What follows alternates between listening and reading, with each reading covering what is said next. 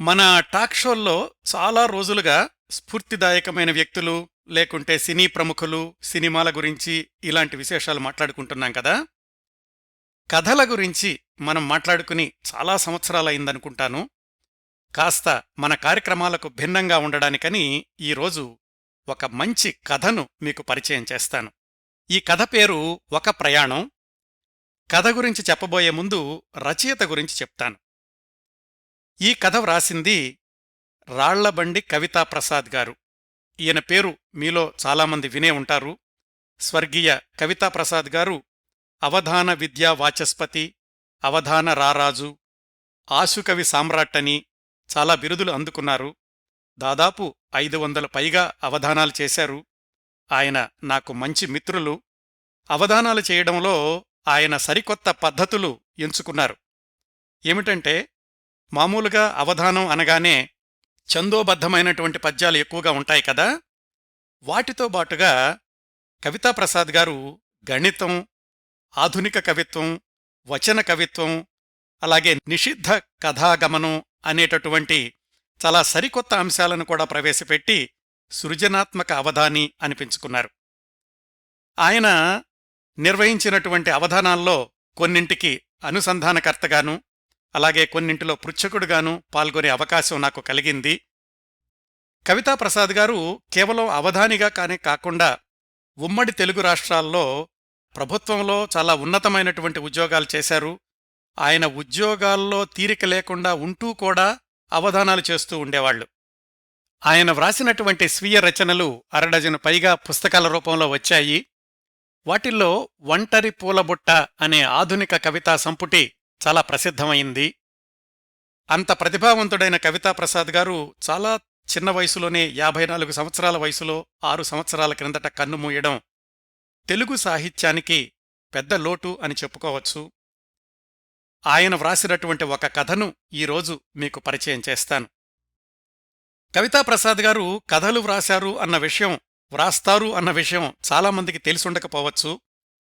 నేను సిలికానాంధ్ర సంస్థాగత మాసపత్రిక సుజన రంజనికి సంపాదకుడిగా ఉన్నప్పుడు కవితాప్రసాద్ గారిని ఒక మంచి కథ వ్రాసివ్వండి అని అడిగితే ఆయన వ్రాసిచ్చినటువంటి కథ ఇది. 2005 మార్చి సుజనరంజనిలో ఈ కథ ప్రచురితం అయ్యింది. కథ పేరు 'ఒక ప్రయాణం' అని చెప్పాను కదా!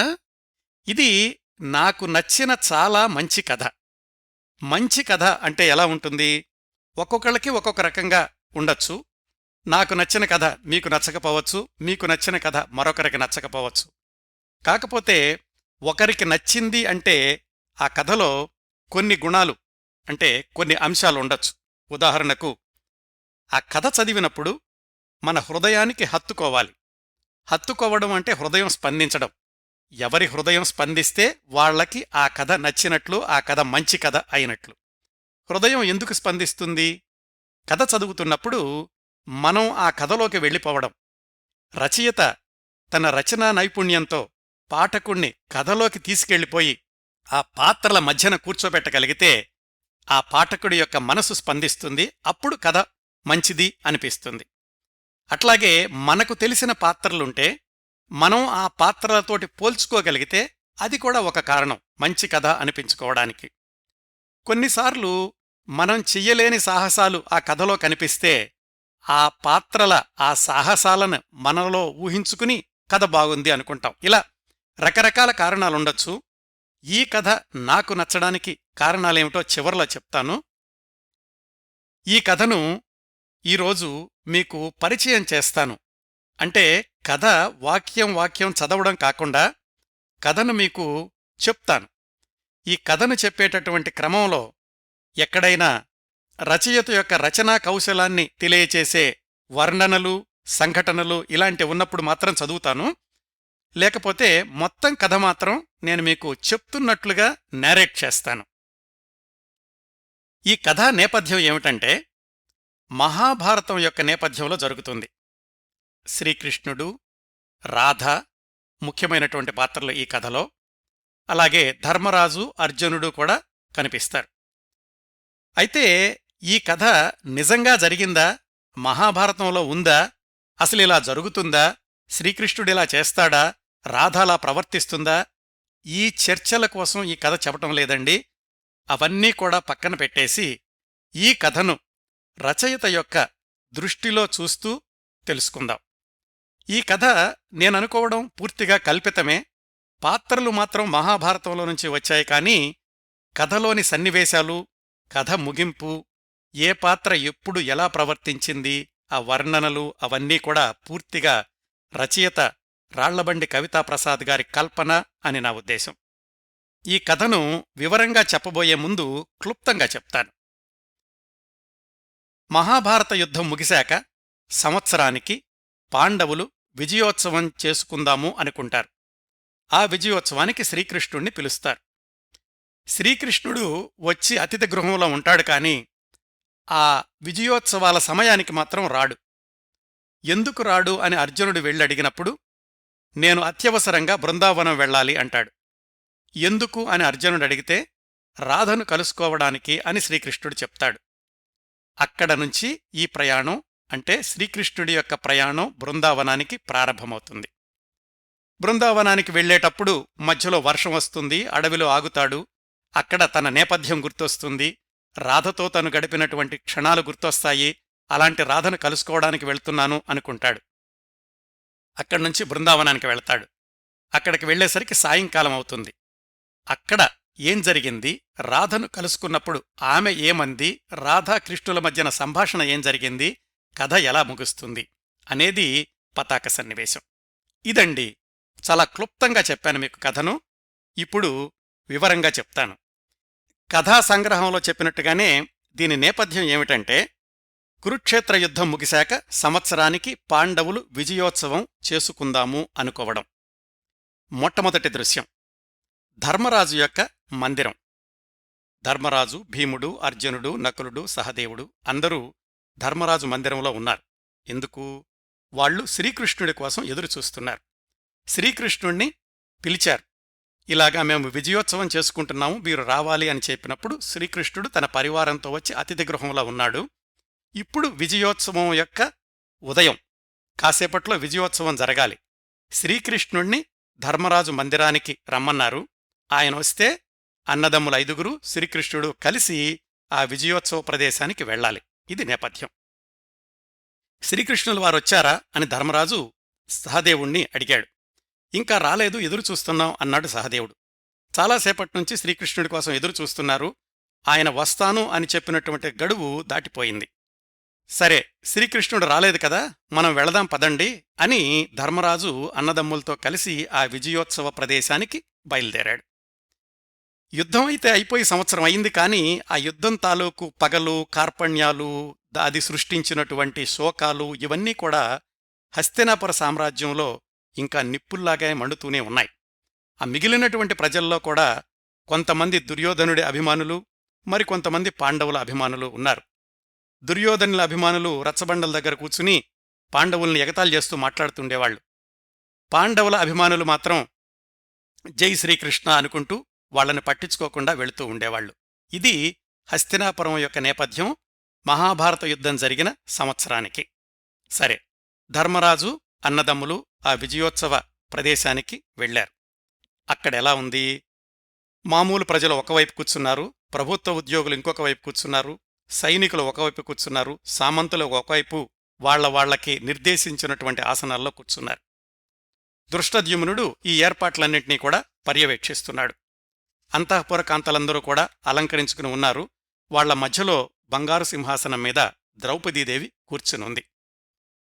ఇక్కడేనండి మధ్య మధ్యలో రచయిత యొక్క రచనా నైపుణ్యం, కౌశలం ఎక్కడ కనిపిస్తుందంటే, ఇక్కడ రాస్తారు కవితాప్రసాద్ గారు, ద్రౌపదీదేవి నిశ్చలమైన దీపశిఖలా కూర్చుని ఉంది.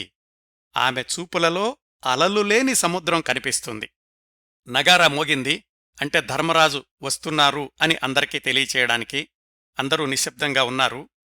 ధర్మరాజు తమ్ముళ్లతో కలిసి విజయోత్సవ ప్రదేశానికి వచ్చారు. అక్కడ జరగాల్సినటువంటి కార్యక్రమం ఏమిటంటే, ఆ విజయోత్సవ ప్రాంగణం మధ్యలో ఒక పెద్ద శిలావేదిక, అంటే ఒక స్టేజ్ లాంటిది ఉంది. దానిమీద 32 అడుగుల పొడవైన నిలువెత్తు కంచుకడ్డీ ఉంది.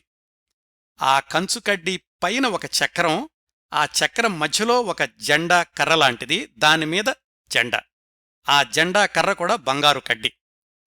ఇది విజయోత్సవానికి సంకేతంగా ధర్మరాజు అన్నదమ్ములు చేయదలుచుకున్నటువంటి కార్యక్రమం. అయితే అది ఎలా పనిచేస్తుందంటే, ఆ శిలావేదిక మీద ఉన్నటువంటి ఒక మేట నొక్కితే పైనున్న చక్రం కిందకొస్తుంది. ఆ చక్రం మధ్యలో ఈ బంగారు కడ్డీతో ఉన్న చిన్న జెండా లాంటిది బిగించి ఆ మేట మళ్లీ నొక్కితే ఆ చక్రం పైకి వెళుతూ తిరుగుతుంది. ఆ చక్రం తిరిగేటటువంటి గాలికి బంగారు కడ్డీకి పెట్టిన జెండా ఎగురుతూ ఉంటుంది. పైకెళ్ళి అది ఆ ధ్వజం మీద కూర్చుంటుంది. ఇది జరగాల్సినటువంటి కార్యక్రమం. ఈ కార్యక్రమం అంతా కూడా శ్రీకృష్ణుడి యొక్క సమక్షంలో చెయ్యాలి అని ధర్మరాజు ఎప్పటినుంచో అనుకుంటున్నారు. అందుకని శ్రీకృష్ణుణ్ణి ఆహ్వానించారు. శ్రీకృష్ణుడి వయసు అప్పటికి 125 సంవత్సరాల పైమాటే. మళ్లీ చెప్తున్నానండి, మహాభారతంతో పోల్చి చూడొద్దు. ఇది రాళ్లబండి కవితాప్రసాద్ గారు రాసినటువంటి కథ అన్న రూపంలోనే చూద్దాం. శ్రీకృష్ణుడు ఇంకా రాలేదు. దృష్టద్యుమ్నుడు ధర్మరాజు దగ్గరికొచ్చేదో మాట్లాడాడు. ధర్మరాజు ఆశ్చర్యపోయి మిగతా పాండవులకేసి చూశాడు. అర్జునుడిని రమ్మని పిలిచారు. ధర్మరాజు అర్జునుడి చెవులో ఏదో చెప్పాడు. అర్జునుడు హడావుడిగా బయలుదేరి బయటికెళ్లాడు. రథం ఎక్కి హుటాహుటిన శ్రీకృష్ణుడు విడిది చేసినటువంటి అతిథి గృహానికి వెళ్లాడు. శ్రీకృష్ణుడు పరివారం నిన్నే వచ్చి ఉన్నారు అని తెలుసుకున్నాం కదా. అతిథి గృహం దగ్గర రథాన్ని ఆపి లోపలికి నడిచాడు అర్జునుడు. అక్కడ ద్వారపాలకుడున్నాడు. అర్జునుడికి నమస్కారం చేశాడు. స్వామి ఉన్నారా అని అడిగాడు అర్జునుడు. మామూలుగా అయితే బావా ఉన్నారా అనా, శ్రీకృష్ణుల వారు ఉన్నారనో అంటాడు. కాని ఈరోజు ఎందుకోగాని స్వామి ఉన్నారా అని అడిగాడు అర్జునుడు. ద్వారపాలకుడు చిత్తం ఉన్నారు స్వామి అన్నాడు. అంటే స్వామి లోపల ఉన్నాడని అన్నాడా, లేక అర్జునుణ్ణి ఉన్నారు స్వామి అని అన్నాడా? అర్జునుడు ఆలోచించుకుంటూ లోపలికెళ్లాడు. అర్జునుడేమో శ్రీకృష్ణుణ్ణి స్వామి అన్నాడు. బహుశా ద్వారపాలకుడు అర్జునుణ్ణి స్వామి అని ఉండొచ్చు.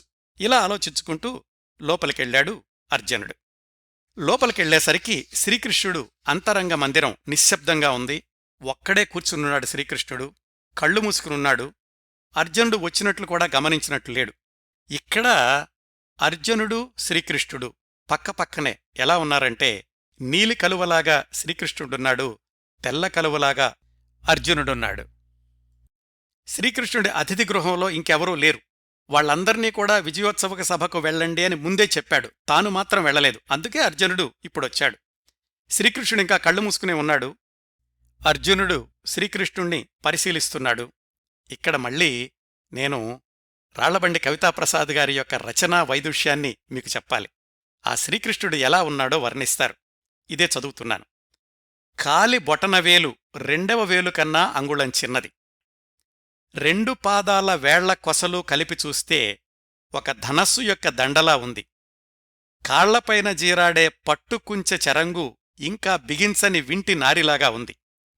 శ్రీకృష్ణుడు కూర్చున్న భంగిమలో ఉన్న మోకాళ్ళు యుద్ధం చేసి అలసిపోయి విశ్రాంతి తీసుకున్న 2 దండాల్లా ఉన్నాయి. శ్రీకృష్ణుని ఊరువులు జగన్మాత లక్ష్మీదేవిని ఆవాహన చేస్తున్న సింహాసనంలా ఉన్నాయి. స్వామి వక్షస్థలం, దానిపైన రత్నాల గొలుసులు నీలాకాశంపై మెరిసే నక్షత్రాల్లా ఉన్నాయి. స్వామివారి కంఠం నినదించి మౌనంగా ఉన్న పాంచజన్యంలా ఉంది. కృష్ణుని ముఖం మాత్రం బృందావనంలాగా అనిపించింది అర్జునుడికి. ఇది ఆ సమయంలో శ్రీకృష్ణుడు ఉన్నటువంటి పరిస్థితి గురించి రాళ్లబండి కవితాప్రసాద్ గారు చేసిన వర్ణన. తనివితీరా చూస్తున్నాడు అర్జునుడు. ఆ రోజట అర్జునుడికి శ్రీకృష్ణుడిలో బాల్యం, యవ్వనం, కౌమారం మాత్రమే కనిపించినాయి. శ్రీకృష్ణుడిలో వార్ధక్యం అస్సలు కనిపించట్లేదు. ఎందుకంటే మనం ఒక్కొక్కసారి మనిషిని చూసే దృష్టితో ఉంటుంది ఆ మనిషి వయసుని ఎలా చూస్తున్నాము అనేది. అర్జునుడు శ్రీకృష్ణుణ్ణి ఆరాధనాభావంతో, వాత్సల్యంతో చూశాడు కాబట్టి శ్రీకృష్ణుడిలో వార్ధక్యం అస్సలు కనపడలేదు. ఒక అరగడియ పూర్తయింది, అంటే 10-12 నిమిషాలు. అప్పుడు కృష్ణుడు కళ్ళు విప్పి చూశాడు. అర్జున, ఎంతసేపయింది? కూర్చో అన్నాడు. మీకోసమే వచ్చాను మహాశయ. ఈరోజు పాండవుల విజయ ప్రథమ వార్షికోత్సవం కదా, అందరూ ఎదురు చూస్తున్నారు అంటే శ్రీకృష్ణుడు, అర్జున, నాకు రావడానికి వీలుకాదు, బృందావనం వెళ్లాలి అత్యవసరంగా అన్నాడు. సాయంకాలం వెళ్లకూడదా అని అడిగాడు అర్జునుడు. లేదు, నేను తక్షణమే వెళ్లాలి, కాలం కంటే వేగంగా వెళ్లాలి అన్నాడు. అంటే అర్జునుడు అడిగాడు, నిన్ను మాతో ఉంచుకోవాలని, మా ఆనందం నీతో పంచుకోవాలని ఈ ఉత్సవం చేశాము. అందుకే కదా ద్వారక నుంచి అందర్నీ పిలిపించాము అన్నాడు అర్జునుడు. శ్రీకృష్ణుడన్న సంభాషణ జాగ్రత్తగా వినండి. కావచ్చు, కాని కాలాన్ని నేను అధిగమించలేను అన్నాడు. అంటే అర్జునుడు, నువ్వు కాలస్వరూపుడువు గదా స్వామీ అన్నాడు. శ్రీకృష్ణుడు నవ్వి, నువ్వింకా మాయలో ఉన్నావు అర్జునా, నకాలః కాలమిత్యేతి, అంటే కాలం కాలాన్ని కూడా అతిక్రమించలేదు అన్నాడు శ్రీకృష్ణుడు. అర్జునుడు ఆశ్చర్యపోయాడు. భగవద్గీతలో కూడా ఎప్పుడు ఈ మాట చెప్పలేదే అన్నాడు. సరే, అంత అవసరమా నందనందన బృందావనం వెళ్లడం అన్నాడు. నేను నందనందనుడిగానే బృందావనం వెళ్ళాలి అని ధర్మరాజుకిప్పుడే నేను కబురు చేశాను. మీరు యథావిధిగా మీ ఉత్సవం జరుపుకోండి, నేను బయలుదేరుతున్నాను బృందావనానికి అని శ్రీకృష్ణుడు బయలుదేరాడు. అర్జునుడికి ఇంకా సందేహం వదల్లేదు. ఎందుకు ఇంత దూరం వచ్చాడు కదా, విజయోత్సవానికి రాకుండా ఎందుకు వెళుతున్నాడు అని తెలుసుకోవాలనిపించి, కారణం తెలుసుకోవచ్చా రాధారమణ అని చిరునవ్వుతో అడిగాడు, అపార్థం రాకుండా.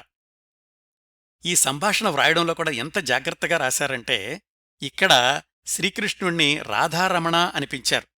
దానికి కొనసాగింపుగా శ్రీకృష్ణుడేమన్నాడంటే, రాధా అనుకుంటూ బయటికెళ్ళిపోయాడు శ్రీకృష్ణుడు. ఇంక మరో మాటకు అవకాశం ఇవ్వలేదు. వీడ్కోలు చెప్పడానికి కూడా సమయం ఇవ్వలేదు అర్జునుడికి. బయటకు వెళ్ళిపోయి శ్రీకృష్ణుడు రథం ఎక్కాడు. రథం ఎవరు తోలుతున్నారు? ఎవ్వరూ లేరు. శ్రీకృష్ణుని యొక్క స్వీయ సారథ్యంలోనే రథం బయలుదేరింది. ఎక్కడికి? బృందావనానికి. ఇది ఒక దృశ్యం అయిపోయింది. తరువాతి దృశ్యం ప్రయాణం మొదలయిందన్నమాట. అందుకే ఈ కథ పేరు ఒక ప్రయాణం అని పెట్టారు.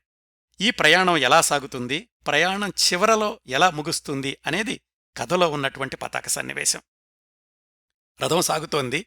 శ్రీకృష్ణుడు రథాన్ని ఎటువైపు వెళ్లాలి అని గుర్రాలను అదిలించాల్సిన పనిలేదు.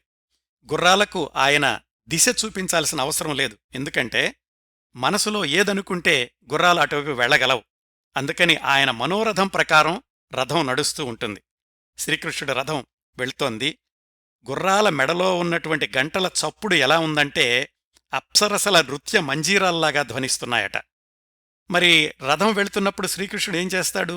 ఆయన అప్రయత్నంగా వేణువు తీసుకుని వేణుగానం ప్రారంభించాడు. శ్రీకృష్ణుడు వేణువు ఊదుతున్నాడు అంటే ప్రకృతి అలాగే దేవతలు మామూలుగా ఉండరు కదా. శ్రీకృష్ణుడు వేణుగానం వినిపిస్తుంటే ఆకాశంలో ఏం జరిగిందంటే, ఆకాశంలో గంధర్వులు విహరిస్తూ ఉంటారని తెలుసు కదా. వాళ్ళు వారి వారి దారులు మార్చుకుని ఈ వేణునాదం ఎలా వినిపిస్తోందో దానికి సమాంతరంగా ఆకాశంలో ప్రయాణిస్తున్నారు.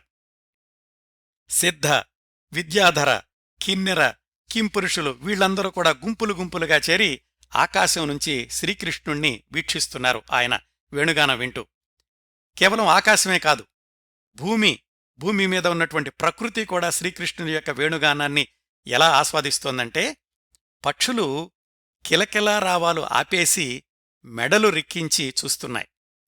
శ్రీకృష్ణుడికి చాలా ఇష్టమైనవి గోమాతలు కదా. ఆ గోమాతలు కూడా పొదుగులో కొత్త చేపులు ఊరి ఊరి పాలధారలు కురుస్తున్నాయి. దేనికిదంతా? శ్రీకృష్ణుడి యొక్క వేణుగానం విని.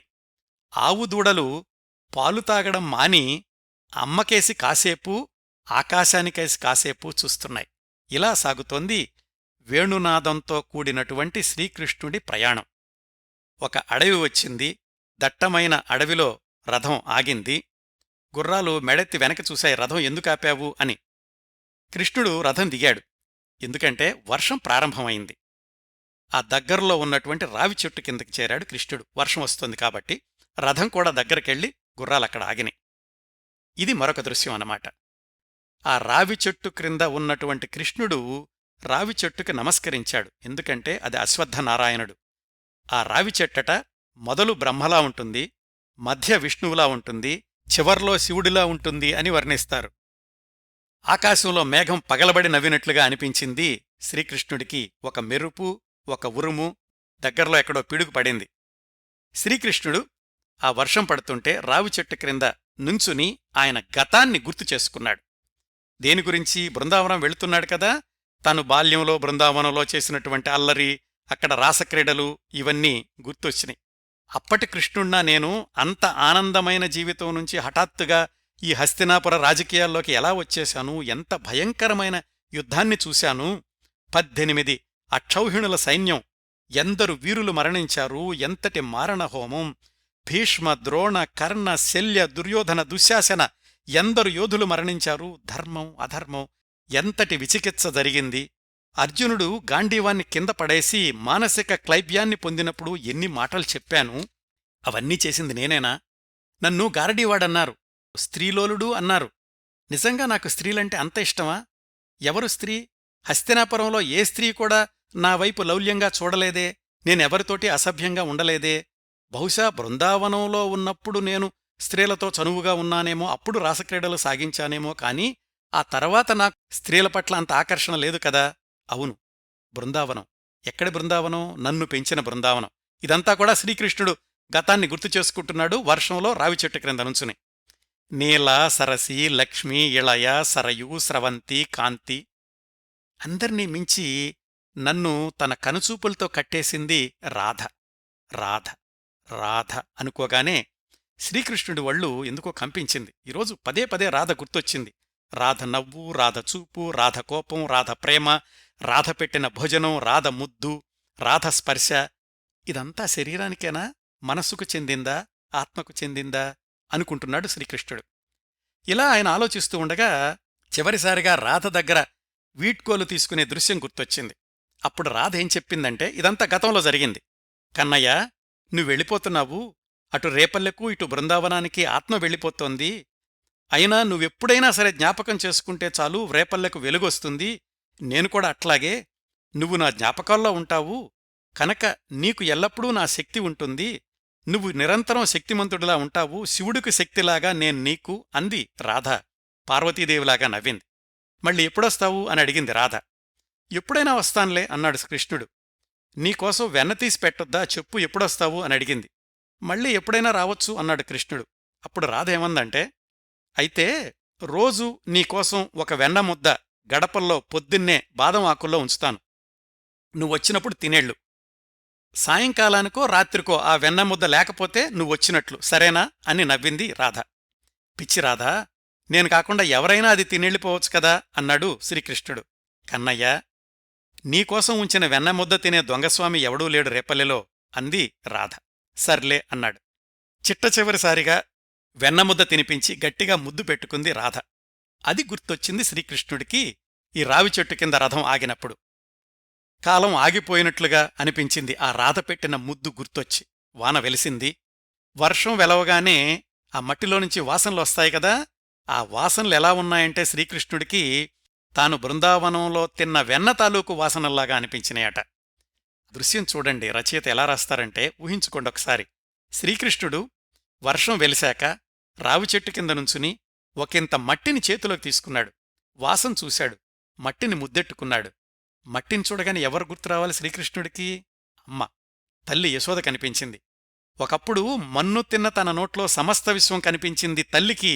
ఇప్పుడు మట్టిగడ్డలో విశ్వాన్ని మొత్తాన్ని ఒక్కసారే చూసిన అమ్మ కనిపిస్తోంది శ్రీకృష్ణుడికి.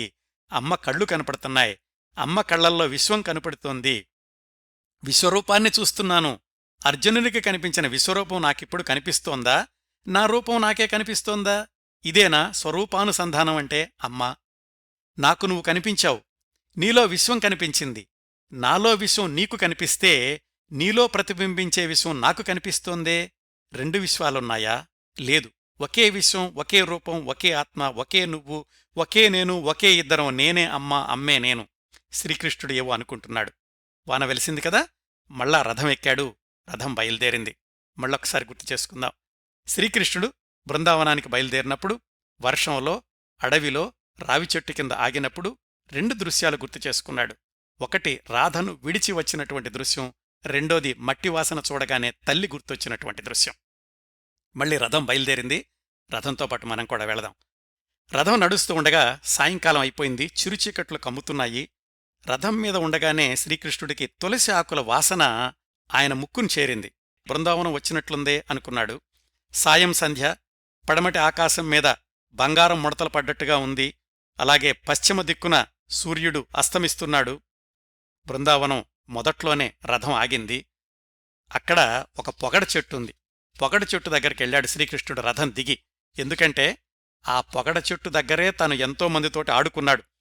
రాధతోటి కూడా అక్కడే ఆయన ఆడుకున్నటువంటి క్షణాలు గుర్తొచ్చినాయి. శ్రీకృష్ణుడు అక్కడ ఆగి పొగడ చెట్టు కొమ్మను వంచగానే జలజల పొగడపూలు శ్రీకృష్ణునికి పుష్పాభిషేకం చేసినట్లుగా అనిపించినాయి. ఆ పువ్వులు ఎలా ఉన్నాయంటే గోపికల రాలిన ఆశల నవ్వులులాగా ఉన్నాయట. అవి శ్రీకృష్ణుడి పాదాల చుట్టూతా పడ్డాయి. తననుకున్నాడు, ఈ పొగడ చెట్టుకు తెలుసు కదా నా రాసక్రీడా రహస్యాలన్నీ కూడాను, అందుకనే బహుశా నేనిక్కడికి రాగానే ఆ పూలతో పొగడ చెట్టు నాకు సత్కారం చేస్తుందేమో అనుకున్నాడు. బయలుదేరాడు మళ్ళా ఊరు లోపలికి వెళ్లడానికి. మసక వెన్నెల ఇళ్ల కప్పుల మీద బూడిద రంగులో రాలుతోంది. అందరూ కూడా బయట నులక మంచాలేసుకుని పడుకునున్నారు. మట్టిగోళ్లల్లో ప్రమిదలు ఏకాగ్రంగా వెలుగుతున్నాయి. బృందావనమంతా మారిపోయింది. చిన్నప్పుడు తను ఎక్కి ఆడినటువంటి అరుగులు చాలా పెద్దవిగా ఉండేవి. ఇప్పుడేంటో చాలా చిన్నవిగా కనిపిస్తున్నాయి. అలాగే వసారా స్తంభాలు కూడా చిక్కిపోయిన చెక్క దొంగల్లాగా ఉన్నాయి.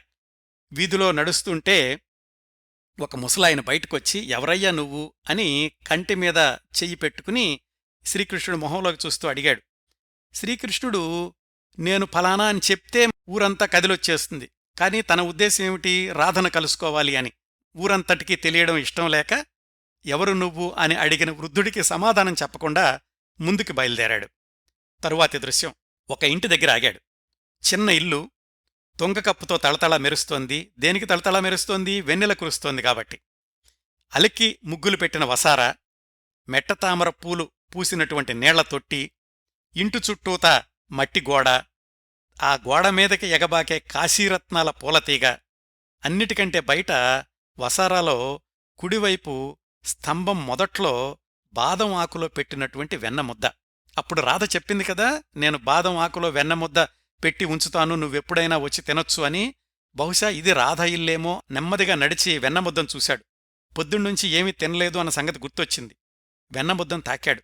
చల్లగా ఉంది, వెన్నెల ముద్దలాగా ఉంది. నిజంగా వెన్నెల కురుస్తోంది కదా అప్పుడు. ఘనీభవించిన ఆప్యాయంలా ఉంది. తీసుకుని నోట్లో పెట్టుకున్నాడు. కాని నిజంగా ఇది రాధ ఇల్లేనా అనుకున్నాడు. బయటకొచ్చి చూశాడు ఒకసారి, ఇది నిజంగా రాధ ఇల్లేనా అని. 4-5 తిరిగాడు. అయితే ప్రతి ఇంటి ముందు వెన్నముద్దుంది. ఒక్కొక్క చోట జున్నుపాలున్నాయి, కొన్ని చోట్ల జున్ను ముక్కలున్నాయి. అయితే ఎవరూ కృష్ణయ్యని చూడలేదు, బయటికి రాలేదు. అసుర సంధ్యవేళ దాటి గంటయ్యింది. బృందావనం సగం నిదట్లో ఉంది. ఇంతకీ ప్రతి ఇంటి ముందు వెన్నముద్దుందంటే మరి రాధ ఇల్లేది? ఎక్కడా వెతుక్కుంటూ ఇంకా ముందుకెళ్ళాడు. ఒక మలుపు తిరగ్గానే ఒక దిగుడు బావి కనిపించింది. ఆ దిగుడు బావిలోకి తొంగి చూశాడు. ఆకాశంలో మార్గశిర మాసంలోని ఏకాదశి చంద్రుడు ప్రతిబింబం ఆ దిగుడు బావి లోపల కనిపించింది. ఆ దిగుడు బావి దగ్గర్నుంచి తలెత్తి చూస్తే దూరంగా ఒక ఇల్లు కనిపించింది. అవును, అప్పుడు గుర్తుపట్టగలిగాడు రాధ ఇంటిని శ్రీకృష్ణుడు. కాళ్లు వణుకుతున్నాయి. ఎన్నో ఏళ్ల తర్వాత చూడబోతున్నాడు రాధని. ఎలా ఉంటుంది రాధ? చిన్నప్పటి రాధ గుర్తొచ్చింది. అప్పుడెలా ఉండేది? తెల్ల విశాలమైన నుదురు, దానిపైన మావిచిగురు రంగు కుంకుమ బొట్టు, పెద్దంచు కృష్ణ బులుగుచీర, ముచ్చటైన ముచ్చిలిగుంట, దానిపైన నాగరం, పొడవాటి జడ, జడచివర్లో జడగంటలు, సన్నని నడుము, తలలో పొన్నాయి పూలదండ, మెళ్ళో తులసిమాల, పాలు తాగినా ఎలా జారతాయో కనపడే పొడగాటి తెల్లని మెడ. మళ్ళీ చదువుతున్నాను. పాలు తాగినా ఎలా జారతాయో కనపడే పొడుగాటి తెల్లని మెడ, నవ్వితే చందమామకే వెన్నెల కిరణాలు దానమిచ్చే కాంతి. అలా ఉండేది రాధ. ఎప్పుడూ? శ్రీకృష్ణుడు చిన్నప్పుడు, శ్రీకృష్ణుడు వదిలి వెళ్ళినప్పుడు. ఇప్పుడెలా ఉంటుందో తెలీదు. తను గుర్తుపట్టినటువంటి రాధ ఇంటి ముందు ఆగి తొంగి చూశాడు. ఒంటరి వెన్నముద్ద ఉంది. గబగబా నడిచెళ్ళి వెన్నముద్ద మీద చెయ్యేశాడు. వెంటనే లోపల్నుంచి ముసలివీణ మోగినట్లుగా కంఠం, ఎవరదీ అంది రాధ. నేను అన్నాడు కృష్ణయ్య. అంటే అంది రాధ. నేను కృష్ణయ్యను అన్నాడు. అప్పుడు వణుకుతూ బయటకొచ్చింది రాధ. ఉట్టి అబద్ధం అంది. కృష్ణుడు నిజంగా వచ్చాడా? ఆవిడకు అనుమానం. వెలుగుతున్న ప్రమిదను తెచ్చి కృష్ణుడి ముఖం మీద ఉంచింది. గుర్తుపట్టగలిగింది. రాధ కన్నుల్లో అనుమానంతో నిండిన ఆనందం, ఆనందంతో నిండిన అనుమానం.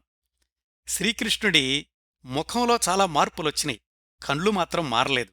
ఎందుకంటే కాలం చెక్కిన మార్పులు శ్రీకృష్ణుడి ముఖంలో కనిపిస్తున్నాయి కాని ఆ కన్నయ్య కన్నుళ్ళు మాత్రం అలాగే ఉన్నాయి. ఎక్కడో దొరికింది రాధకి ఆనవాలు. ఆ కళ్లల్లో వెలుతురు, చిలిపి వెలుతురు, చిత్రమైన వెలుతురు, చిక్కుముడి విప్పే వెలుతురు, చిరంజీవి అయిన వెలుతురు. ఎక్కడిదంతా? శ్రీకృష్ణుడి కళ్లల్లో.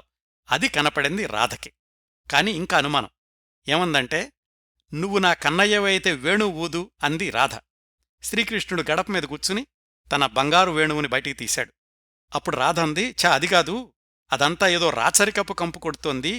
నా కన్నయ్య చిన్నప్పుడు ఊదినటువంటి వేణువు నా దగ్గరుంది, అది తీసుకొస్తాను, అది ఊదు అని లోపలికి భద్రంగా దాచిపెట్టినటువంటి పాత వెదురు వేణువు తెచ్చిచ్చింది.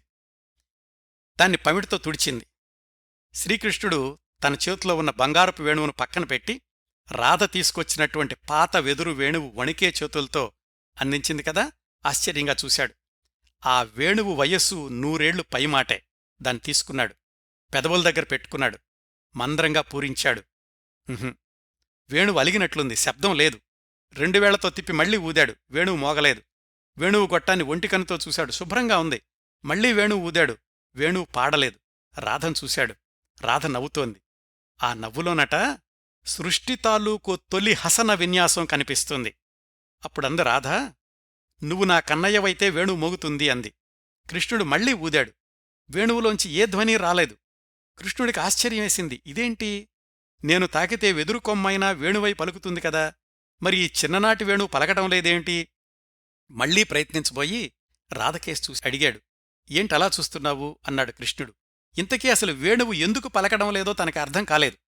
రాధని ఎందుకలా చూస్తున్నావు అన్నప్పుడు ఆమె ఏముందంటే, ఇంకా ఒక అర్ధపేజీ మాత్రమే ఉంది కదా, ఇక్కడ్నుంచి యథాతథంగా చదువుతాను. రాధ కృష్ణుడితో అంది, నీలో యుద్ధాన్ని చూస్తున్నాను, రాజకీయాన్ని చూస్తున్నాను, భగవద్గీతను చూస్తున్నాను, ఇంకా హస్తినాపురాన్ని చూస్తున్నాను, పాండవుల్ని చూస్తున్నాను, చనిపోయిన భీష్మ, ద్రోణ, కర్ణ, శల్యుల వంటి వీరులను చూస్తున్నాను, భోరున విలపించే యుద్ధవీరుల భార్యలను చూస్తున్నాను, చనిపోయిన ఏనుగులను, అశ్వాలను, అనేకమైన జీవులను చూస్తున్నాను, ద్రౌపదిని చూస్తున్నాను, ధృతరాష్ట్రుణ్ణి చూస్తున్నాను. అయ్యయ్యో, నీ శరీరం నిండా ఇన్ని రక్తపు మరకలేమిటి, తుడుస్తానుండు పిచ్చికన్నయ్యా, ఎందుకయ్యా ఇన్ని కష్టాలు పడ్డావు?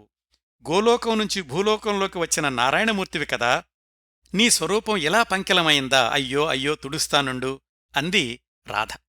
దీని ఉద్దేశం ఏమిటంటే, శ్రీకృష్ణుడు ఒకప్పుడు పవిత్రంగా అమాయకంగా ఉండేవాడు. ఈ కురుక్షేత్ర యుద్ధం, ఈ రాజకీయాల్లోకి వెళ్లి ఇదిగో ఇంతమంది నాశనానికి దారితీసినటువంటి యుద్ధానికి సారథ్యం వహించి ఇలా అయిపోయాడు. బహుశా అందుకనేనేమో ఆ పాత వేణువు మోగలేదు శ్రీకృష్ణుడు ఊదుతుంటే. ఒళ్లంతా తుడిచింది పమిటి కొంగుతోటి, అతని ఒళ్ళో పడిపోయింది. బహుశా రాధ శ్రీకృష్ణుడి ఒళ్ళు తుడవడం వల్ల బహుశా మళ్లీ శ్రీకృష్ణుడు ఆ మొట్టమొదటి దశలోకి, చిన్నప్పటి దశలోకి వెళ్లాడేమో. ఇప్పుడు ఊదు కన్నయ్యా వేణువు అంది. కృష్ణుడు ఊదసాగాడు. వేణువు మ్రోగింది. రకాల రాగాలుగా, రకరకాల సరాగాలుగా, విశ్వమోహనంగా, ఓంకారంగా, మనోహరంగా, రాధామనోహరంగా. రాధ నవ్వుతోంది. ఆ నవ్వు కృష్ణుని వేణువులో మోగుతోంది. కృష్ణుని వేణువు రాధ నవ్వులో ఉంది. రాధ నవ్వు, కృష్ణుని వేణువు రెండూ కలిసిపోయాయి. ఇంకొక 4 వాక్యాలు మాత్రమే ఉన్నాయండి కదా, జాగ్రత్తగా వినండి. రాధ నవ్వు ఆగింది. వేణువు చిట్లిన చప్పుడు. శ్రీకృష్ణుడు నిశ్శబ్దంగా చూస్తున్నాడు. ఒక ప్రయాణం ముగిసింది. అది రాధదా, కృష్ణునిదా? అంతే, కథ అయిపోయిందండి. ఈ కథలో అంతిమంగా రచయిత ఏమీ చెప్పరు. అదంతా కూడా పాఠకుడి ఊహకు వదిలేస్తారు. మొత్తంగా ఈ కథలో మనం గమనించాల్సిందేంటంటే, కవితాప్రసాద్ గారు తీసుకున్నటువంటి వస్తువు, ఆయన చెప్పదలుచుకున్నటువంటి అంశం ఏది, ఆ మహాభారత యుద్ధం వల్ల శ్రీకృష్ణుడి చిన్నప్పటి అమాయకత్వం బదులుగా రాజకీయం అనేది ఆయనలో పేరుకుపోయింది. అందువల్ల ఆ చిన్నప్పటి వేణువు మ్రోగలేదు. రాధ మళ్ళా ఆయన్ని మామూలుగా చేశాక ఆ వేణువు మ్రోగింది. రాధ చెప్పింది, ఈ యుద్ధంతోటి ఇంత పంకిలమైపోయింది కదా ఈ రాజకీయమంతాను అని. శ్రీకృష్ణుడికి రాధను చూడాలన్న కోరిక తీరింది, రాధకు శ్రీకృష్ణుణ్ణి చూడాలి అన్న కోరిక తీరింది. అందుకని ఒక ప్రయాణం ముగిసింది. అయితే ఆ ముగిసిన ప్రయాణం రాధదా, కృష్ణుడిదా అది మాత్రం చెప్పలేదు. అది పాఠకులకే వదిలేశారు. ఇదండీ కథ. ఇప్పుడు చెప్పండి, మంచి కథ అని ఎందుకన్నానంటే, ఈ కథలో చదువుతున్నంతసేపు కూడా పాఠకుణ్ణి కథలోకి తీసుకెళ్ళిపోతారు. శ్రీకృష్ణుడితో పాటు మనం కూడా ప్రయాణిస్తున్నటువంటి అనుభూతి కలుగుతుంది. శ్రీకృష్ణుడు వర్షం వచ్చినప్పుడు రావి చెట్టు కింద ఆగి మళ్ళా బయలుదేరినప్పుడు ఎలా ఉంటుంది, మట్టంతా కూడా బురద బురదగా ఉంటుంది కదా. అప్పుడు ఆ రథం నడుస్తూ ఉంటే ఎట్లా ఉంటుంది, రథం చక్రానికి, రథచక్రాలకు అంటుకున్న మట్టి పిడచలు చక్రంతో కలిసి కాసేపు తిరిగి మళ్లీ భూమిని చేరుతున్నాయి. ఇట్లాంటి వాక్యాల వల్ల మనకు ఆ దృశ్యం అంతా కూడా కళ్ల ముందు సాక్షాత్కరిస్తుంది. మనం ఆ దృశ్యంలోకి వెళ్ళిపోయినట్లుగా ఉంటుంది. అలాగే శ్రీకృష్ణుడు చిట్టచివరిలో బృందావనంలోకి వెళ్లి బృందావనంలో ఇంటింటికి తిరుగుతున్నప్పుడు ఆ మసక వెన్నెల్లో మనం కూడా శ్రీకృష్ణుడి వెనకాల నడుస్తున్నట్లుగా ఉంటుంది. ఒకటి, రచయిత ఈ కథలో చెప్పదలుచుకున్నటువంటి భావం. రెండోది, అది చెప్పినటువంటి విధానం. ఈ రెండిటి వల్ల ఈ కథ అద్భుతమైనటువంటి మంచి కథ అని నాకనిపించింది. చదివితే మీరు కూడా ఒప్పుకుంటారనుకుంటాను. ఈ కథను పూర్తిగా చదవడానికి యూట్యూబ్లోని డిస్క్రిప్షన్లో మీకు ఒక గూగుల్ డ్రైవ్ లింక్ ఇస్తున్నానండి. అక్కడ్నుంచి డౌన్లోడ్ చేసుకుని ఈ కథని పూర్తిగా యథాతథంగా కూడా చదవచ్చు. ఇదండి ఈరోజు మీకు పరిచయం చేద్దామనుకున్న కథ, రాళ్లబండి కవితాప్రసాద్ గారు వ్రాసిన ఒక ప్రయాణం. మళ్లీ మనకు సమయం సందర్భం వచ్చినప్పుడు మరొక మంచి కథను పరిచయం చేస్తాను. మధ్య మధ్యలో మనం స్ఫూర్తిదాయకమైన వ్యక్తుల గురించి, సినిమాల గురించి, సినిమా వ్యక్తుల గురించి మాట్లాడుకునే మధ్యలో అప్పుడప్పుడు ఇలా తెలుగు సాహిత్యంలోని చక్కటి కథల్ని మీ ముందుకు తీసుకొస్తాను. ఈ కార్యక్రమాన్ని ఆదరించి అభిమానిస్తున్న శ్రోతలందరకు హృదయపూర్వకంగా కృతజ్ఞతలు తెలియచేసుకుంటున్నాను. మళ్లీ వారం మరొక మంచి కార్యక్రమంతో కలుసుకుందాం.